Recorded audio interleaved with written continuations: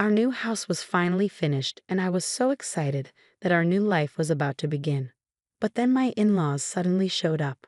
"We're going to live here now, so you need to move your parents out," they said. I was shocked and didn't understand what was happening, so I turned to my husband for help. He sighed and said, "This is how it is. You need to tell your mom and dad." Then my in laws started moving their things into our house, excited to see the place. I coldly asked, "Do you know whose house this is?"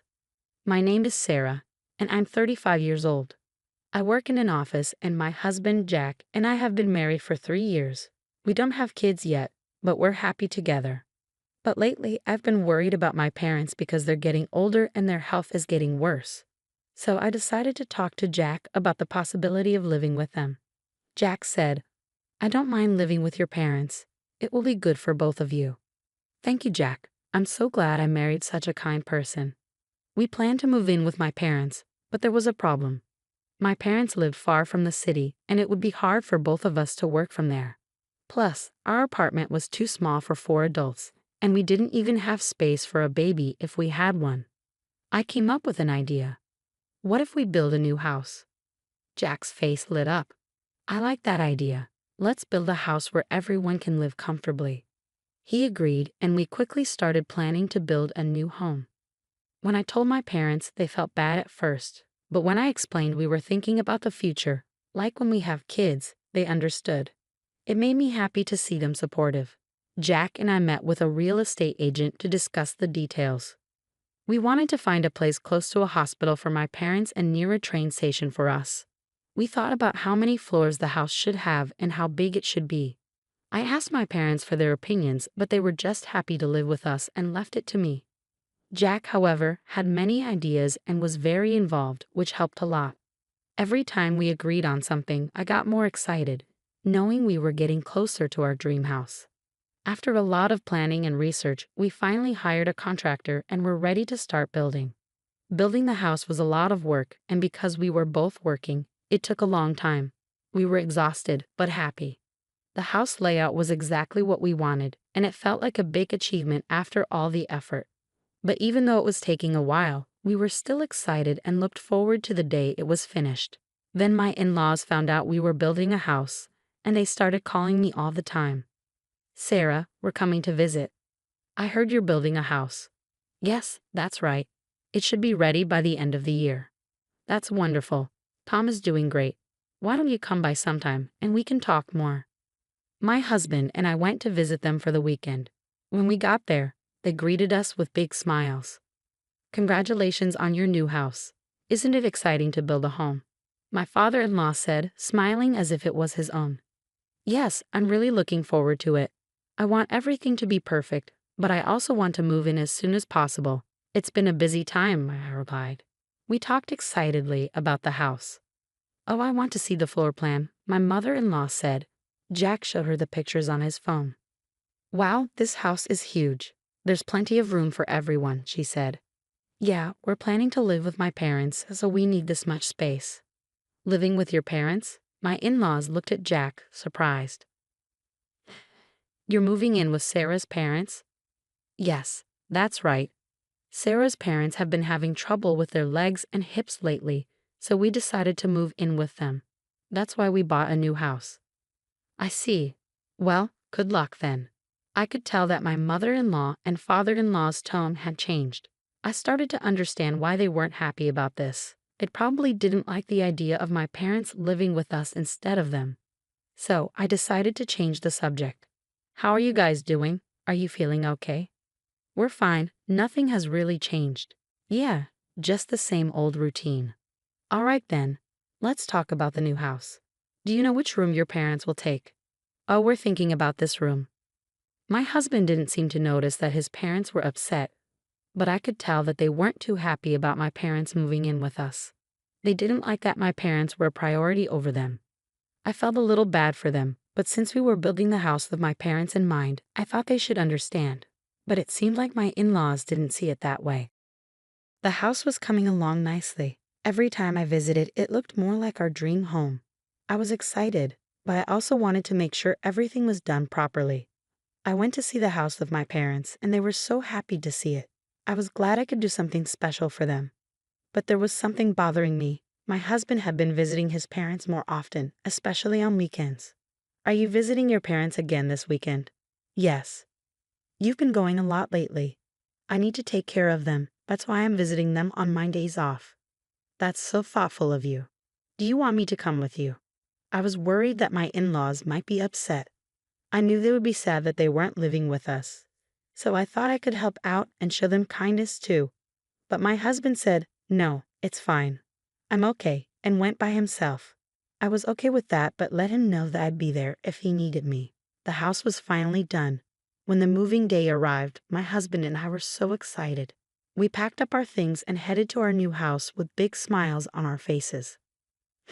When we arrived at our new home, I was so excited to finally see it. The house was stunning, and I couldn't help but say wow as I looked at it. I was imagining a life where I'd be cooking while my husband and kids played in the yard and we'd have barbecues together. It felt like the start of a new chapter. My parents were still stuck in traffic, so I decided to wait for them and let my husband know what was happening.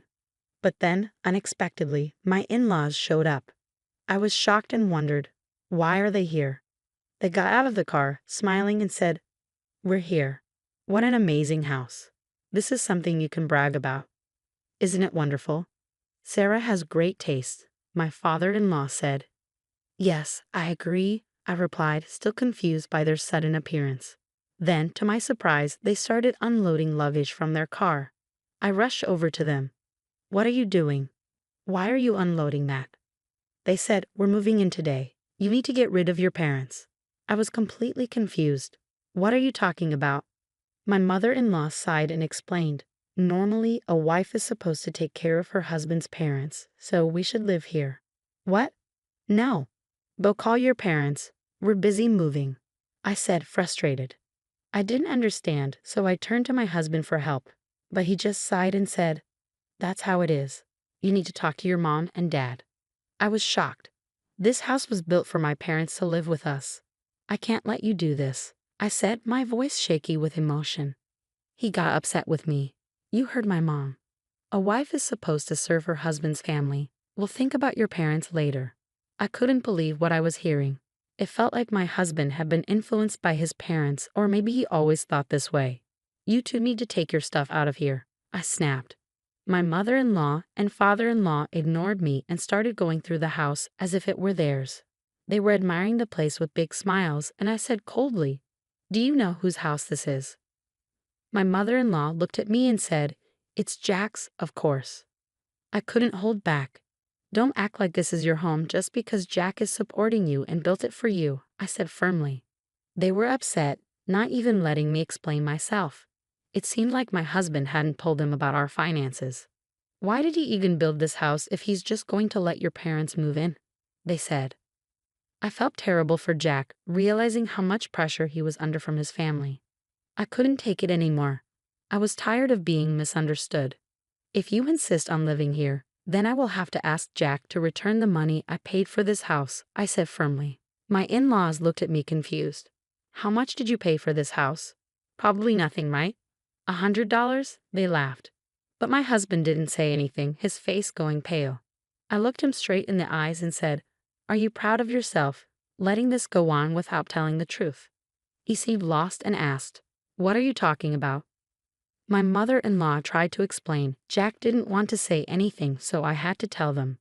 I looked at them both and said, I bought this house with all of my savings. If you want to live here, you'll need to pay me the $500,000 it cost. Their eyes widened in shock. They looked at my husband for confirmation. When my in-laws asked my husband if I really bought the house, he quietly confirmed it. Sarah bought the house. She's head of her department, and her salary is much higher than mine. His parents were shocked. But you've been with your company for so long. Yeah, but I've made a lot of mistakes at work. I'm not moving up, and now I'm even taking a pay cut. I make less than a new graduate, my husband confessed. Suddenly, my in-laws switched their tone completely. They started pleading with me. Sarah, we're sorry for everything we said earlier. We were wrong. Please forgive us and let us live here. I was furious. No, I bought this house to live with my parents. I won't allow you to take their place. If you want to live here, You'll have to pay me $500,000. They looked at each other and said, "We don't have that kind of money." "Then you'll need to leave," I said firmly. "But we sold our house." "If you kick us out, we have nowhere to go," they pleaded. "Rent an apartment then. I'm not letting you stay here. It's impossible for all of us to live under one roof," I said coldly. Then my in-laws began to cry. "We've made mistakes with our investments and are in debt. We sold our house and used our retirement savings to pay it off. We're too old now, and we have nowhere else to turn. We need you." I couldn't believe they were using this sob story. "If you need help, you need to go to your son. I'm not obligated to support strangers." "But we're your in-laws," they argued. "Why won't you help us?" "I'm sorry, but I can't stay married to someone who lets his parents try to take over the house like this. I'm divorcing Jack," I said. Jack panicked. "You can't divorce me," he pleaded. "I want you out of the house now," I replied, standing firm. When he realized I was serious, he started to panic even more. My in-laws tried to beg me again, but I threatened to call the police if they didn't leave. They quickly ran out. Jack stayed calm but sad. "I'm still your husband. I have the right to stay here. If you stay, I'll sue you and have you kicked out," I told him, and he quickly left with his belongings. If his workplace found out about the lawsuit, he would be fired, and he knew that. So he left in a hurry. When my parents arrived, they were shocked to find my husband gone. I explained what had happened, and they were grateful for my decision. They thanked me for standing up for them. It was a relief to have taken control of the situation. I felt glad I got rid of those selfish people before we had kids. After the divorce was finalized, I was living comfortably in our new house with my parents, free from all the drama.